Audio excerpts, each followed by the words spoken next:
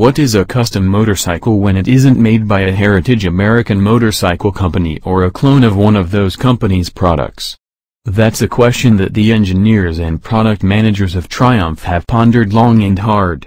You can see their unique answer in the new 2018 Triumph Bonneville Speedmaster. That solution is to stick closely to 1950s and 60s classic British styling, and fit it to the riding position and some of the modifications made by American customizers to post-war British motorcycles more than 50 years ago. Perhaps the simplest way to think about the new Speedmaster is that it's a more practical and versatile version of the Triumph Bonneville Bobber, with two-up seating and a larger fuel tank. The changes go further than that, but let's start with what's common. Like the Bobber, the Speedmaster is built around the twin-cylinder, liquid-cooled, 1200cc 270-degree crank, Bonneville T120 engine. The Speedmaster has the same mid-range enhancing intake and exhaust tuning as the Bobber, giving a 10% bump in torque at 4,500 revolutions per minute compared to the T120.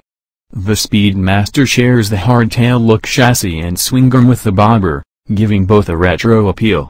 Like the Bobber Black, the Speedmaster comes fitted with fat 16-inch tires and wire spoke wheels front and rear, and shares the dual-disc front brake system with the newest Bobber, Brembo calipers and all. Suspension tuning, however, is different with a 41mm cartridge fork and a rear suspension unit with both a dual-rate mainspring and a top-out spring, optimized for the extra weight of a passenger. The fuel tank retains a classic Bonneville shape but grows not quite a gallon in capacity to 3.2 gallons, giving the Speedmaster a much more usable touring range, 176 miles by Triumph's claim. The biggest differences are at the rear of the bike, where the Speedmaster has a fixed, frame-mounted, fender that carries a pillion pad for a passenger.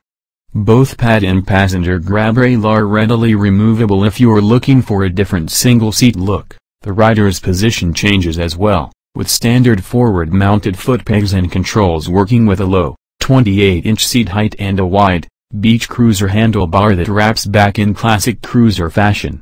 Rather than more of the darkness of the Bobber Black, the bike glistens with chrome and polished aluminum, with white contrast piping on the seats and dual black and gold pinstripes on the two-tone paint scheme offered.